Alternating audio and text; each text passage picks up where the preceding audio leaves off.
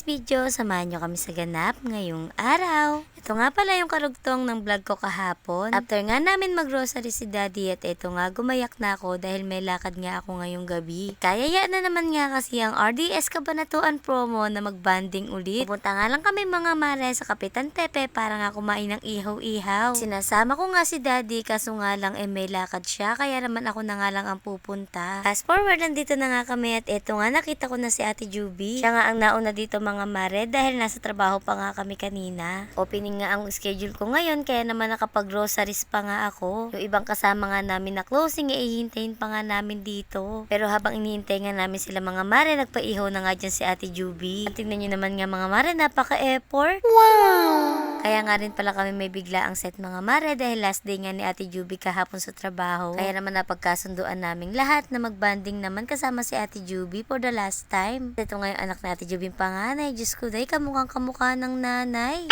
Nainggit pa nga sa pag-akap itong bunsuan kaya nakijoin din. Kaya maya pa nga nagdatingan na nga yung mga kasama namin at kulang pa nga yan. Closing kasi mga mare, 8:15 lumalabas kaya siguro mga 8:30 na sila nung nakarating dyan. Ito nga si Ate Juby hindi pa nga nakakapili ng ipapaluto niya kaya naman ayan namimili sila. Maya pa nga dumating na nga rin dyan sila Ate Joanne, sila Ate Rachel at sila Mima na nga lang ang wala dito. Hanggang ngayon nga wala pa sila kaya naman napalabas kami at naliligaw daw sila. After nga ng ilang minuto at eto nga, naiihaw na nga yung pinaluto namin. Habang binibidyo ko nga itong mga mare, nagugutom na ako. Thank you nga pala sa rice namin at sa paburo, Ate Juby. Hindi na nga namin naintay yung iba at ayan nga, napakain na nga rin kami. Pero hindi naman din nga nagtagal at eto nga, dumating na nga rin sila Ate Rachel. Kaya naman po nakain na ang mga person, kaya naman mga mawe, kain tayo. Ito nga sila Kuya Ian, halos kakarating lang, kaya naman ngayon pa lang sila nagpaihaw. Diyan nagkulang-kulang nga kasi yung iniihaw dyan mga mare, kaya naman yung iba nag-intay pa ulit at nagpaihaw pa ulit. Gutom na nga rin ng mare nyo kaya naman eto nauna na talaga akong kumain. Tapos na nga akong kumain yan mga mare kaya naman nanggugulo ko dito sa kabilang mesa. Ito nga si Mima, grabe ang gutom dahil nga daw nagkaligaw-ligaw sila.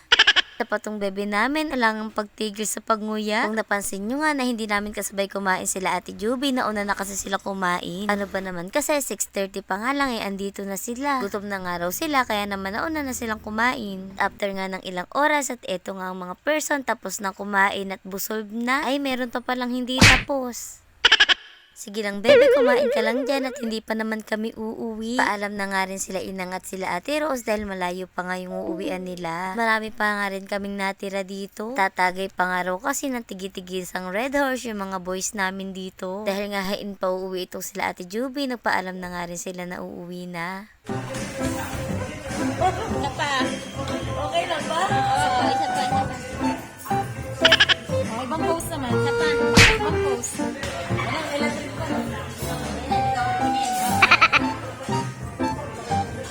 Okay, isa pa. Okay, iba pa. One more. Stop mo na.